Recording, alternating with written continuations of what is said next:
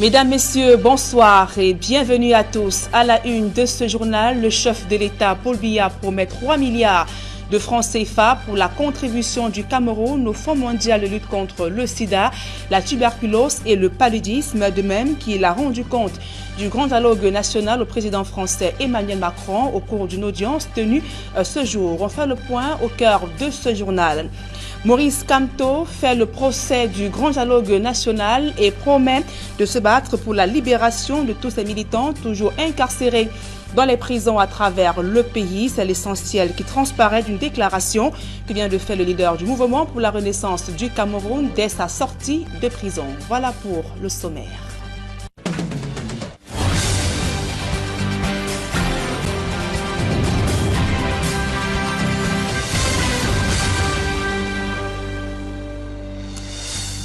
Mesdames, Messieurs, une fois encore, bonsoir et merci d'honorer ce rendez-vous de l'information sur Equinox Télévision.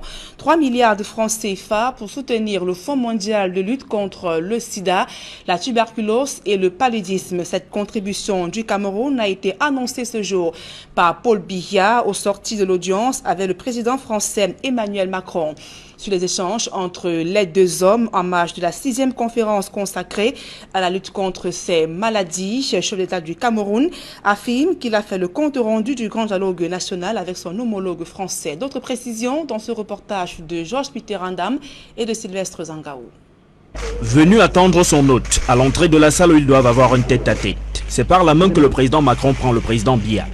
Assis, les deux chefs d'État s'offrent une accolade devant les crépitements des appareils photo. À la fin de leur tête-à-tête, c'est toujours main dans la main que les deux chefs d'État quittent la salle, s'arrêtant parfois pour échanger. Puis, le président français prend congé de son hôte. De quoi ont-ils discuté? Voici la réponse du président Biya. Nous avons évoqué évidemment les problèmes du Fonds mondial de lutte contre la tuberculose, le palud, le VIH. Et on a abordé aussi quelques problèmes de coopération. Il m'a demandé comment s'est déroulé le grand débat. Je lui ai fait un compte rendu du déroulement du débat. Et puis on a fait un tour d'horizon de la coopération entre les deux pays pour constater que cette coopération allait bien. L'on n'en saura pas plus. Sur sa participation à la 6e conférence de reconstitution des ressources du Fonds mondial de lutte contre le sida, la tuberculose et le paludisme évalué à 14 milliards de francs CFA par le président français, Paul Biya, révèle quelle sera la participation du Cameroun. Pour nous, c'est 3 milliards de francs CFA, c'est pas rien, c'est une bonne contribution et on va continuer à contribuer. Interrogé également sur l'état des lieux de la lutte contre ces maladies dans son pays, le chef de l'État camerounais parle d'une lutte perpétuelle. Et chez nous, ça évolue, ça a baissé, mais avec la poussée démographique, évidemment, il faut toujours s'adapter. Nous sommes décidés à combattre cette pandémie. Il ne faut pas se décourager. La 6e conférence de reconstitution des ressources du Fonds mondial de lutte contre le sida, la tuberculose et le paludisme se referme donc ainsi pour le Cameroun.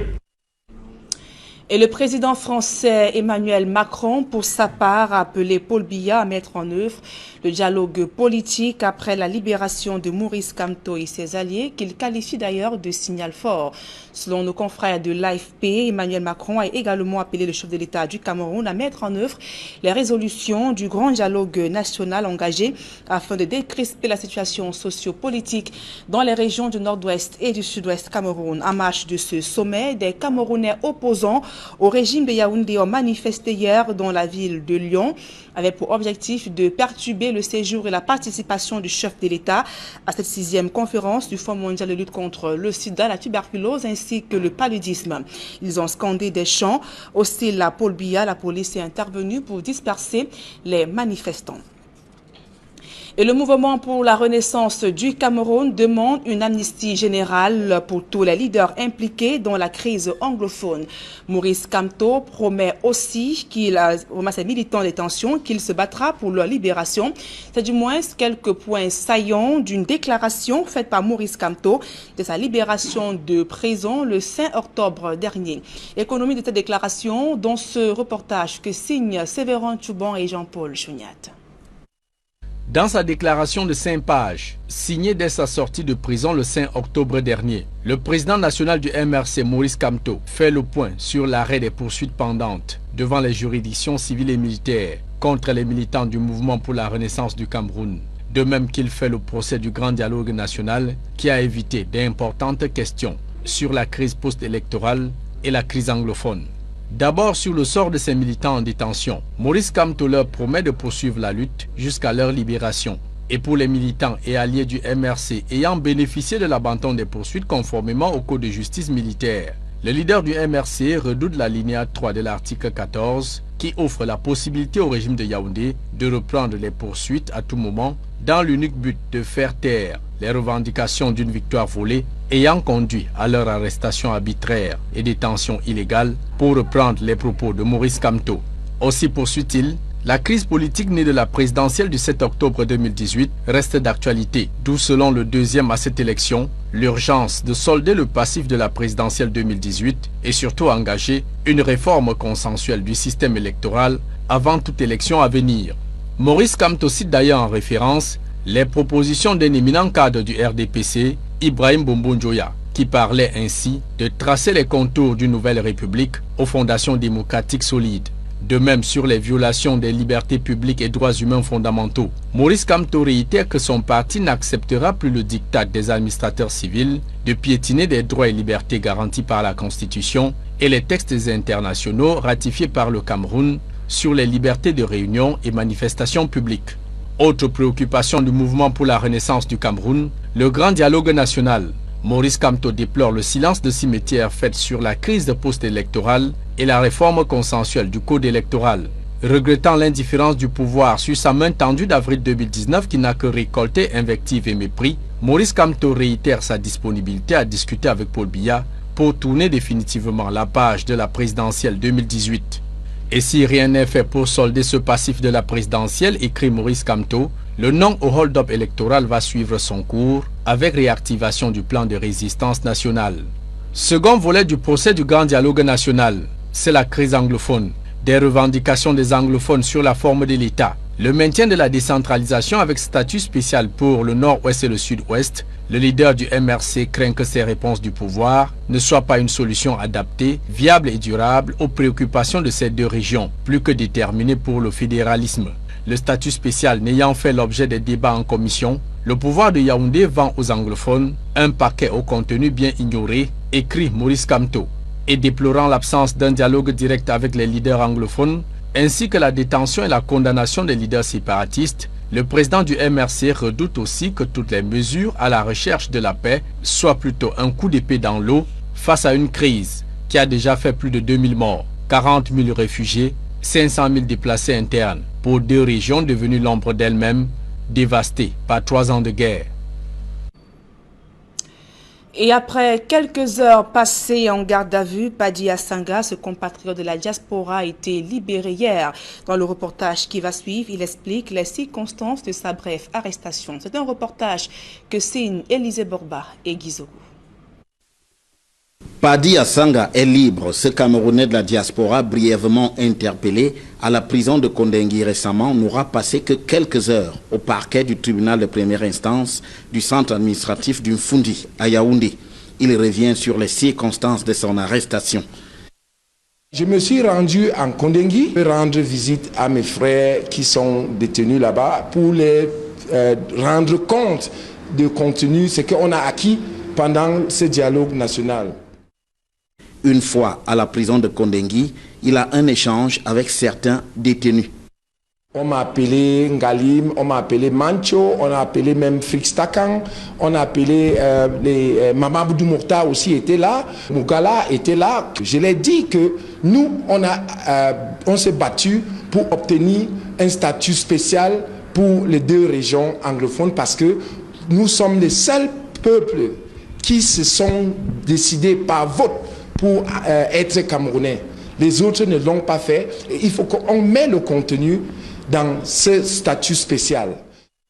Mais les choses tournent au vinaigre au moment de prendre une photo de famille. Il y a des ex-combattants ou bien des gars qu'on a arrêtés qui étaient en actif, qui étaient dans les brousses, qui combattaient. Ils sont venus, quand ils nous ont vus en train de prendre des photos, ils ont parti dire à un autre gardien de prison qui est venu demander le téléphone et on lui a donné le téléphone calmement. Après, ils m'ont laissé avec eux pendant que je causais avec eux. J'ai failli eu un lynchage par les ambassadeurs qui étaient en prison. Dans le cours des événements, c'est la brigade de gendarmerie de Kondengui qui sera chargée de l'affaire. Le commandant de la gendarmerie m'envoie au CED. J'arrive au CED, on n'a pas fait 30 minutes au CED. Les gens du CED ont dit que non, on connaît ce monsieur est venu pour dialoguer, on l'a vu partout, on connaît ses efforts, on connaît ses publications, allez gérer ça à la gendarmerie. On m'entend sur PV et puis on me colle certaines accusations, fausses informations, intox, manifestations non officielles. Finalement, le procureur du tribunal de première instance du Fundi centre administratif a décidé de remettre Padia Sanga en liberté après lui avoir demandé de supprimer les photos prises à Kondengui de son téléphone. Pour ce dernier, il n'y a pas de doute qu'une 5e colonne travaille pour perpétuer la crise dans le nord-ouest et le sud-ouest. Il y a les gens dans ce pays qui ne veulent pas que cette guerre-là s'arrête. Le Premier ministre a la bonne foi. En venant au Cameroun, je suis témoin oculaire qu'il y a certaines personnes, anglophones comme francophones, ici au pays, qui savent que si la guerre s'arrête, c'est fini, leur carrière politique est terminée. Et c'est ce gens-là qui font tout ce manigance-là pour qu'on arrive là où on est arrivé. Padia Sanga annonce qu'il se rendra sur le terrain dans peu pour partager ses perdièmes du dialogue national avec les déplacés internes du nord-ouest et du sud-ouest et d'autres Camerounais en difficulté.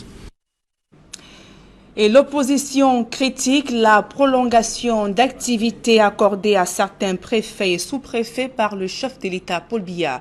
Pour l'UDC et le SDF, le décret de Paul Biya qui maintient en fonction certains membres de l'administration qui auraient dû prendre la retraite traduit une injustice ainsi que coup tordu aux espoirs de la jeunesse qui rêvait elle aussi d'accéder aux affaires. Le reportage de Aïe Cyril, Élisée Borba. Frappé par la limite d'âge, le préfet du département du Fundi n'ira pas à la retraite. Jean-Claude Tila bénéficie d'une prolongation d'activité décidée par le chef de l'État. Comme lui, beaucoup d'autres administrateurs restent en fonction alors qu'ils auraient dû aller à la retraite. Au sein de l'UDC, l'on trouve le décret de Paul Biya difficilement défendable. Ce que le président vient de faire rentre dans cette logique, c'est-à-dire donner du légalement juste à des choses qui manquent désormais de légitimité et de pertinence. Vous ne pouvez pas faire croire aux Camerounais qu'il y a des gens qui sont indispensables pour exercer certaines fonctions à un moment donné.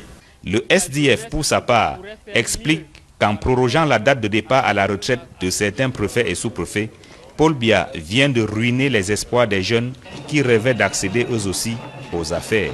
Les jeunes, une fois de plus, se sentent floués par ce décret. Parce qu'on constate que ceux qui devraient aller en retraite continuent à travailler alors que la jeunesse attend depuis longtemps. Et nous avons le cas spécifique du préfet du Fundi qui a déjà eu plusieurs prorogations et qui continue à exercer le pouvoir à Yaoundé comme il veut, comme il entend. Violant tous les textes de la République en matière de liberté d'expression. Le décret signé le 7 octobre dernier précise pourtant que la prolongation d'activité est accordée dans l'intérêt du service. Fausse explication selon l'UDC. Quand on dit dans l'intérêt du service, ça veut dire qu'on leur a assigné des missions qui ne sont plus des missions d'intérêt général, qui sont des missions spécifiques. sans doute pour nuire à des adversaires, puisqu'on constate au Cameroun que l'administration est le véritable parti qui lutte contre l'opposition au Cameroun. Si l'UDC y voit une manœuvre pour noyer l'opposition, le SDF parle de privilèges accordés par Paul Biya à des personnalités pour servir sa cause à lui et non celle du peuple camerounais. Ça cache certainement une volonté de voir toujours les mêmes au même poste et qui vont seulement servir le président de la République au lieu de servir l'État. C'est dommage et une fois de plus, c'est un complot contre la jeunesse. Les deux partis d'opposition qui critiquent le décret présidentiel arrivent finalement à la conclusion que cela traduit une grosse injustice doublée d'une volonté de s'éterniser au pouvoir. Nous, à l'UDC, nous avons notre devise, c'est liberté, justice, progrès. Et quand nous parlons de justice, la justice c'est pour tous. Dans un pays où il n'y a pas de justice pour tous, il y aura toujours des frustrations. Et l'accumulation de frustrations crée des problèmes et installe le pays dans une logique de crise. Tous les administrateurs civils qui ont eu cette grâce du président, qu'on peut appeler grâce du président, et au lieu de servir l'État, ils sont obligés de servir un homme. Le président de la République étant lui-même permanemment au pouvoir, il permet à ceux qui sont là d'y demeurer. 67 fonctionnaires au total bénéficient de la prolongation d'activité décidée par le chef de l'État. Pour la plupart, ils auraient dû aller à la retraite depuis 2017. Leur bail est prolongé jusqu'en 2020, avec même des promotions, à l'instar de Yampen Ousmanou, ancien sous-préfet de Yaoundé 2, nommé préfet. Autre actualité au cœur de ce journal, au lendemain des échauffourées de Saint-Mélima dans la région du Sud Cameroun, la situation est restée tendue toute cette journée de jeudi. Malgré la présence du gouverneur et ses multiples appels au calme, la ville est restée militarisée avec une dizaine de camions de forces de défense venus de la ville de Yaoundé. Le reportage de Joseph Abena. C'est la place dite l'envol qui est pris d'assaut ici à Saint-Mélima en ce deuxième jour de crise.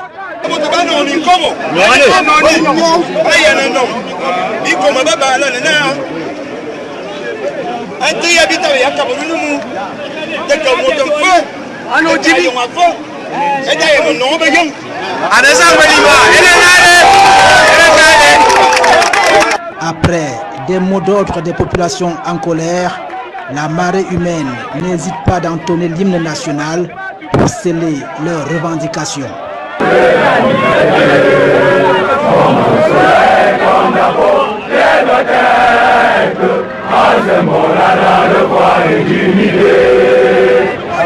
Tous les enfants du Nord-Sud, de l'Est à l'Ouest, tout amour, que c'est libre ce soir, le Saint-But, pour remplir le devoir du jour.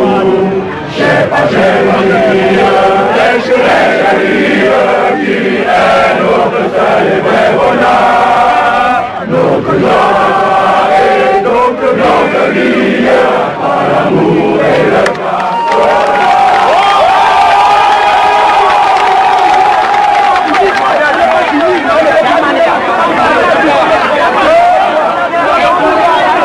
Malgré la présence du groupe polyvalent d'intervention de la gendarmerie nationale venue de Yaoundé en renfort, la situation reste tendue.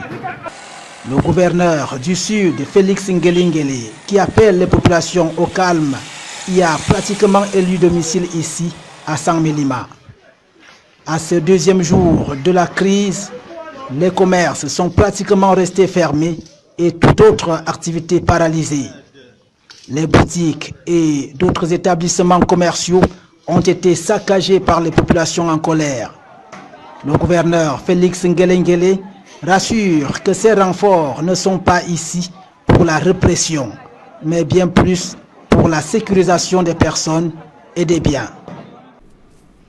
Et après ces incidents enregistrés en Saint-Mélima, le préfet du Djaï-Lobo convoque une réunion d'urgence avec l'ensemble des forces vives de ce département, les jeunes ainsi que conducteurs de mototaxi. La rencontre sera axée sur les échanges intercommunautaires, peut-on lire dans un communiqué rendu public ce jour. Les travaux débutent dès 12 h demain vendredi. Et sur place à Douala, les coupures intempestives d'électricité exaspèrent les populations du quartier Bépanda dans le 5e arrondissement.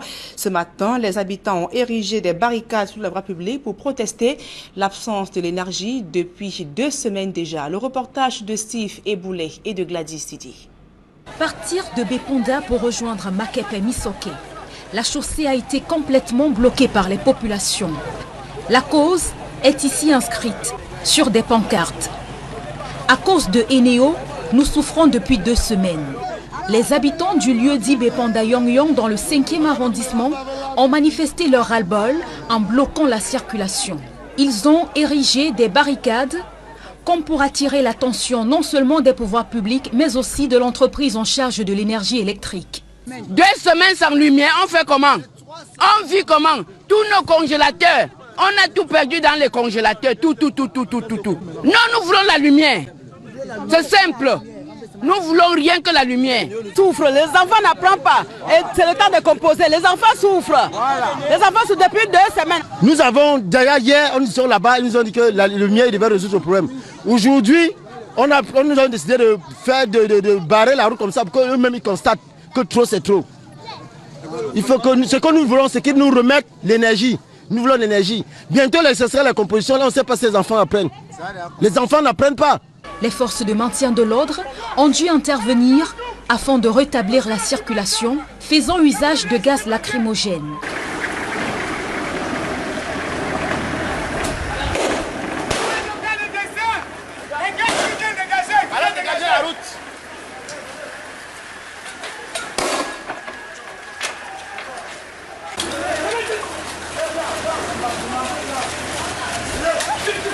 Les populations du lieu dit Bépanda Yongyong ont manifesté depuis les premières heures de cette journée du 10 octobre 2019. Ces populations qui réclament le retour de l'énergie électrique disent être privées d'énergie électrique depuis 2 semaines.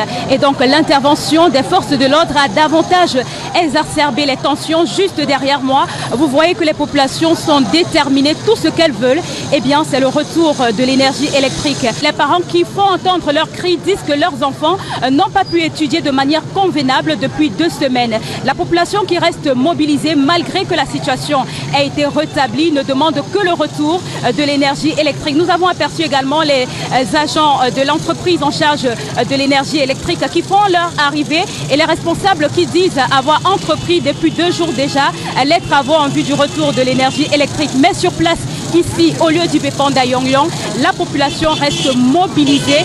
Elle demande une chose, le retour de l'énergie électrique.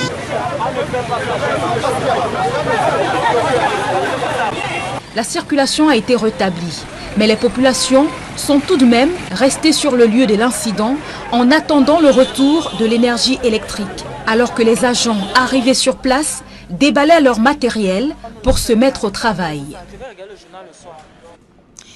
Et précisons à la suite de ce reportage que le sous-préfet de Douala 5e est descendu sur les lieux pour calmer les esprits surchauffés et rassurer la population du retour imminent de l'énergie électrique. Et l'entreprise en charge fait savoir que les équipes sont à pied d'œuvre depuis quelques jours pour un retour à la normale. Évoquons à présent cette polémique autour d'une grève des transporteurs. La cessation d'activité annoncée divise les principales organisations syndicales. Si les revendications posées par les uns sont pour certains fondées, d'autres syndicats estiment que les avancées obtenues et le contexte ne prêtent pas à des actions coup de poing. Dallas Chana et Donald Brice Kamgan. Pénétrante est de Douala ce 10 octobre, les camionneurs faisant le corridor Douala-Bangui-Douala-Djamna sont sur la route. Les activités vont plutôt bon train. Les nouvelles en provenance du reste du pays renseignent que c'était pareil le long de la journée. Et par ce document pourtant, le groupement des transporteurs terrestres du Cameroun annonçait une cessation des activités à compter de ce jour. Et pour cause, les tracasseries sur les corridors Sur cette question, le syndicat national des transporteurs routiers du Cameroun, qui s'est désolidarisé de la grève, parle des réactions obtenues auprès de la gendarmerie nationale. Il y a eu un déploiement, ou bien encore tout a été chamboulé à ce niveau-là, de ce fait-là. Et parlant par exemple des checkpoints conventionnels, à la date d'aujourd'hui, ces checkpoints conventionnels sont pris en compte. Ça veut dire que pour des camions en transit, le contrôle ne se fait que dans les checkpoints. Sur le volet des abus de l'administration douanière, le syndicat propose des ajustements pour mettre fin au calvaire des transporteurs sur la route. Que chaque camion soit équipé des GPS, de leur propre GPS, et qu'on leur communique tout simplement le lien pour le suivi des camions. Autre question qui préoccupe, les PSE ou les contrats types. Les syndicats notent que les administrations concernées s'y attellent et accordent un moratoire au pouvoir public pour adresser les difficultés soulevées. Avec le ministre du Commerce, il est question qu'au mois, c'est-à-dire à la fin d'année, à la fin de cette année, que ce contrat type, parlant des transports des hydrocarbures, que ce contrat type soit opérationnel. C'est-à-dire un contrat pour tous ceux qui font dans le transport des hydrocarbures. Donc, demander qu'on arrête les activités aujourd'hui de par le contexte, je dis, ce n'est pas approprié. Mais le syndicat national des transporteurs routiers du Cameroun s'en remet à la bonne volonté du gouvernement pour donner des réponses convenables aux entraves connues de tous dans le secteur des transports au Cameroun. Comment réduire les hécatombes sur nos axes routiers au Cameroun à l'occasion du 3e congrès de la Société camerounaise de sécurité et santé au travail? Les experts réfléchissent sur cette problématique à Douala. Ils pensent notamment en revue les mesures prises par le gouvernement en matière de sécurité routière, mais également proposent des solutions afin de réduire le nombre de morts sur la route. D'autres précisions dans ce reportage de Dallas Tiana et de Michel Ngatiou. 6136 personnes sont mortes en 2017 par accident sur la voie publique au Cameroun, selon un rapport de l'Organisation mondiale de la santé, et un peu plus d'1 million dans le monde. Ce chiffre classe le pays 11e rang des pays africains, les plus accidentogènes, avec un taux de mortalité routière de 26,28 pour 1000 habitants. Problème, les questions de sécurité et de santé, quoique prises en compte, n'aident pas toujours les travailleurs dans leur globalité. C'est ce qui donne d'étudier les enjeux et défis de la sécurité de la santé au travail dans le secteur des transports et en Afrique à travers le congrès de la Société camerounaise de sécurité et de santé au travail rendu à sa 3e tenue. C'est au siège du groupement interpatronal du Cameroun que les organisateurs et participants ont pris rendez-vous pendant 3 jours en vue d'étudier ces enjeux, donner des résultats attendus et surtout transmettre l'impact souhaité à court et moyen terme. Comment comprendre la place de la sécurité et de la santé des travailleurs victimes? Elle n'est pas encore satisfaisante. Mais les travailleurs sont de plus en plus informés sur la problématique de leur rôle et de leurs droits en matière de santé au travail. Et le dévolu jeté sur le transport à cette occasion trouve toute sa raison dans cette rencontre. Vous ne pouvez pas développer les investissements s'il n'y a pas de transport. Pour donner du sens à la recherche scientifique et profiter de l'expérience des pays qui appliquent à bon escient les normes en matière de sécurité et santé des travailleurs dans le secteur du transport, ce 3e congrès s'enrichit de la participation de bon nombre d'experts. Un regard complémentaire, j'ai travaillé toute ma carrière comme médecin en santé au travail, en particulier auprès de conducteurs, de chauffeurs routiers, qui là sont très soumis à des risques complémentaires liés aux vibrations qu'ils endurent dans leur activité professionnelle. Il y a eu une discussion tripartite à Genève qui a impliqué des experts désignés par les gouvernements, par les organisations patronales et par les organisations syndicales pour travailler sur l'adoption de principes directeurs pour la promotion du travail décent et de la sécurité routière. Et donc je suis venu partager cette expérience. Placé sous le haut patronage du ministère du Travail, de la Sécurité sociale et celui du Transport, ce 3e congrès aura pour but de contribuer au développement scientifique et pratique de la sécurité et santé au travail afin d'améliorer les préventions des risques professionnels et la prise en charge de la population active au Cameroun. Les services du ministère du Travail ont donc pour mission principale la promotion de la santé du travailleur et d'assurer sa sécurité, son bien-être au travail. Vivement que solutions soient trouvées et ambitions pérennes pour le bien du secteur des transports. À présent, ce public reportage, après 10 années d'expérience, le groupe universitaire ISEM-IBCG se positionne en pôle comme en référence en matière de formation des apprenants. Et à l'occasion de la rentrée académique, l'Institut dévoile sa stratégie. Reportage. Groupe universitaire ISEM-IBCG, numéro 1 du succès aux examens. C'est avec un sentiment de joie et de satisfaction totale que la cuvée 2018 des étudiants de la filière santé du groupe universitaire ISEM-IBCG achève cette période gratifiante et enrichissante des stages communautaires dans les différents arrondissements de la région du littoral. Dans le souci permanent de donner le meilleur de la formation à ces étudiants afin de garantir leur succès académique et professionnel, le groupe universitaire ISEM-IBCG ne ménage aucun effort pour leur offrir des opportunités riches d'expérience et de connaissances au contact des professionnels de la santé. Les choses comme celle-ci n'arrivent qu'une seule fois dans la vie. Au nom de mes camarades, je tiens une fois de plus à dire grand merci au groupe universitaire ISEM-IBCG. Actuellement, nous nous sentons prêts pour l'exercice de notre métier. Bienvenue au groupe universitaire ISEM-IBCG, numéro 1 en qualité de formation avec de nombreux majors, vice-majors et les meilleurs résultats au BTS, HND et autres. ISEM-IBCG vous offre des formations de qualité dans les cycles de BTS, HND, licence et master professionnel, MBA, bachelor degree, première, deuxième et troisième année en droit, capacité en droit, les métiers de la mer et les formations professionnelles. Découvrez le même standing, le même confort et la même satisfaction dans tous nos campus répartis au Cameroun dans les villes de Douala, Yaoundé et Kribi.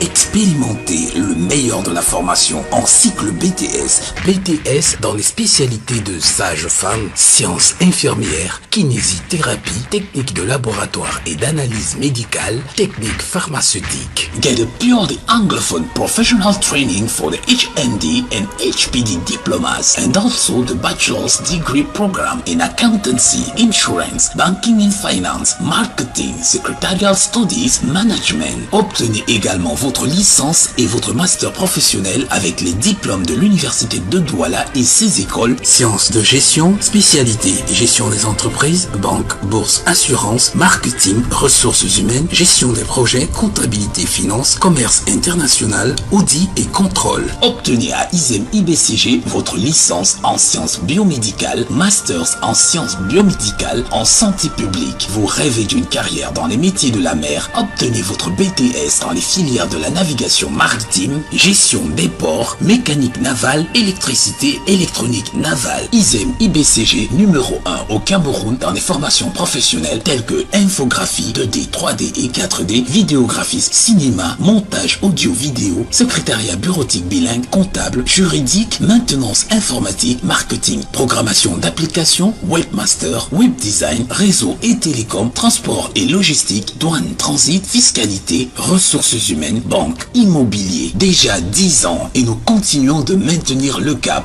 Merci à tous nos partenaires académiques, au MINUSU, à tous les parents et à tous nos étudiants. Groupe universitaire ISEM-IBCG, numéro 1 du succès aux examens.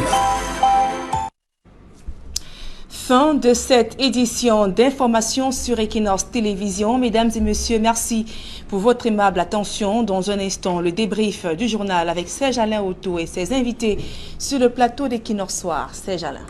Voilà, retour sur le décret du président de la République signé le 7 octobre dernier qui prolonge l'activité de 67 fonctionnaires en tout dans l'intérêt du service. Ils sont donc 67 qui bénéficient de cette mesure du président de la République. Et comme Nadine Yambou, nous sortons du dialogue, on fera un tour à San-Mélima, également à Bepanda, Yonyon.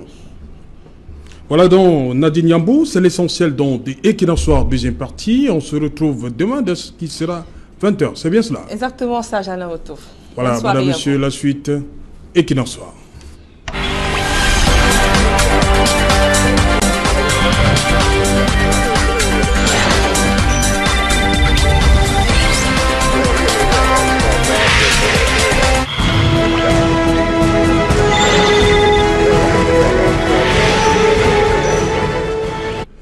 Retour sur le plateau équinoxois, c'est la deuxième partie consacrée au débrief du journal.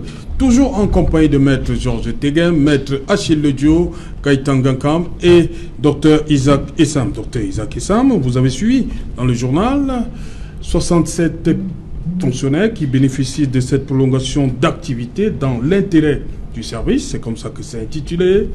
Et le SDF, à travers Aloïs Parfum-Voum, qu'on a vu dans cet élément, parle de complot contre la jeunesse. Bon, disons que manifestement, le statut d'administrateur civil et même les activités qui sont exercées, bien souvent, on dit que ça relève de la loyauté politique envers l'autorité qui nomme. Vous voyez, le juge administratif l'a appelé plusieurs fois, même dans l'affaire Baba Youssoufa. Et donc maintenant, quand même en termes de pragmatisme et en tenant compte surtout de la conjoncture actuelle où le chômage est quand même assez important dans notre pays, où ceux qui sont formés sortent de l'école, il faut les affecter. Oui. On peut quand même s'interroger. C'est-à-dire que ceux qui ont rendu des services assez importants, s'ils sont atteints par l'âge de la retraite, ils devraient quand même aller à cette retraite pour permettre aux uns et aux autres de pouvoir aussi servir l'État, parce qu'il s'agit bien de cela. Personne n'a le monopole du service de l'État. Tout citoyen camerounais a vocation à servir l'État pourvu que le gouvernement lui en donne l'opportunité. Et donc, de ce point de vue, je pense que on ne va pas critiquer légalement la décision du chef de l'État, parce qu'en réalité, ce décret demeure dans la légalité. Mais en termes de performance, en termes de justice sociale, en termes de nous les jeunes qui aspirons aussi servir l'État, je vous disais tout à l'heure que j'ai adressé par exemple correspondance au Premier ministre sur la planification de l'effectivation de la décentralisation en 6 mois, mais là-dedans je propose les consultations. Alors je l'ai fait pour le ministre de la décentralisation du développement local il y a 3 mois. Donc j'attends toujours. Donc les jeunes aussi aspirent à servir l'État comme les autres. Maintenant, chez le SDF, comme toujours, on a suivi un de vos camarades de la région du centre. Il parle de complot